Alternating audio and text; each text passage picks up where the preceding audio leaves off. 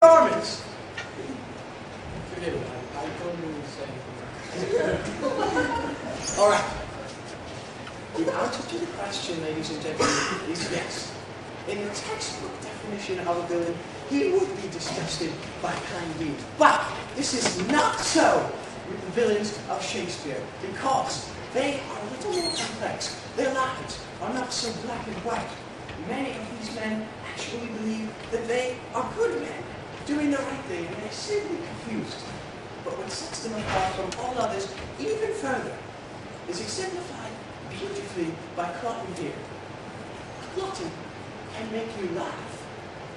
And when you can identify, as an audience, with the villain of a story, when you can see yourself in them, when they make you say, oh, Cotton isn't all that bad. He made you laugh. He made a sex joke. I love to make sex jokes in my occupation. When you can see yourself in them that much, and then they go on to do the most vile thing you have ever seen.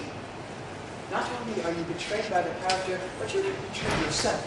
And that is when you should truly be afraid, because then you are in the presence of a true villain. Now, you may think that having made this point, this would be a pretty good place to end my play. But there is one more carpet left on stage. Ladies and gentlemen, from Othello, let me introduce you to Iago.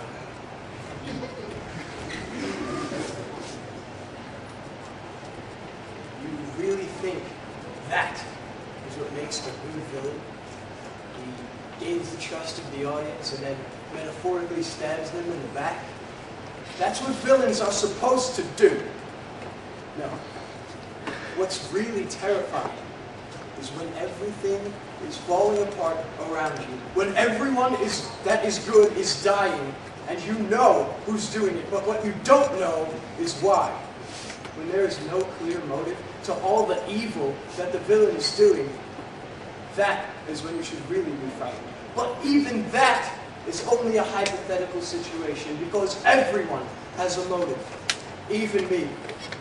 And I'm not afraid to come out and say it anymore. I'm jealous. Why should that fat Moor, who's nothing more than a child compared to me, become a general? And I, his lowly ancient, waiting on hand and foot. It isn't fair! It doesn't make any sense!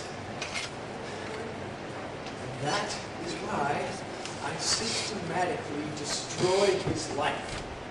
I watched him kill himself after he had killed his own wife. And that is what sets me apart from all of you. I am a success. The rest of you are failures. And just look at you. Witches? Really? I thought this was a Shakespeare play, not a magic show. And you need to hire hapless bums to kill your friend. You're just a coward, much less a villain. And then there's you, your Highness, Richard III. I know what you are. A nut job. And a cripple who couldn't even touch me if he wanted to. And then there's you, Mr. Tough Guy, Italiano. Yes, I'm Italian too, sir, but what I am not is some punk kid with a rich uncle. I am a military genius. And you're just a clown. You're not a villain at all. You're just designed to get some cheap laughs. And what do you die in the second act of your play?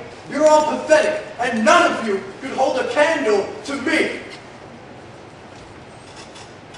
You literally think that? How can you even say such a thing? This is preposterous. They called me a cripple. How is that politically correct? You really like those odds, guy. Because by my count, there are 4 of us and 1 of you. And you know that we're going to attack you, right? I mean, we're villains. We kill people. That's what we do. Yeah, I think I do.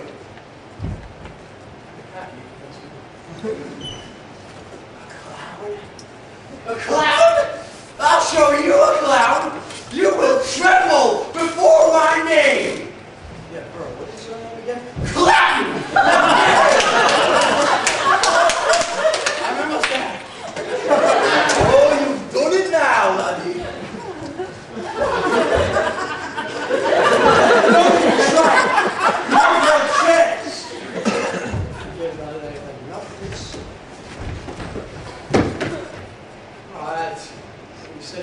not be in the car.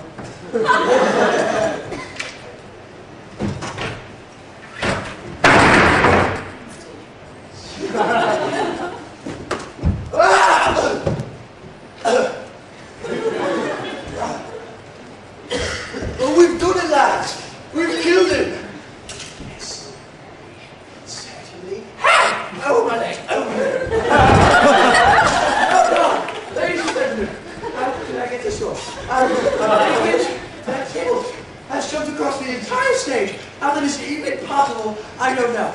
But he has slain the algo by the tip of his sword.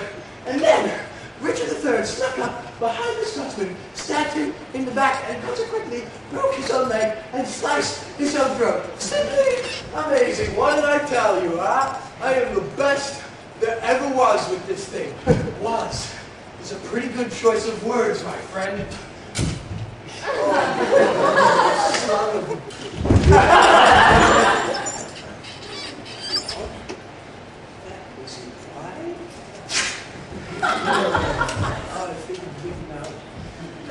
Finally! That's it!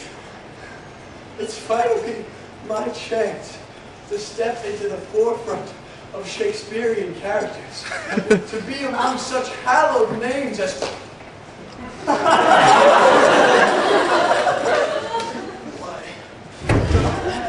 Well, ladies and gentlemen, it appears that no one wins, because the other characteristic of a perfect villain is that he always dies in the end.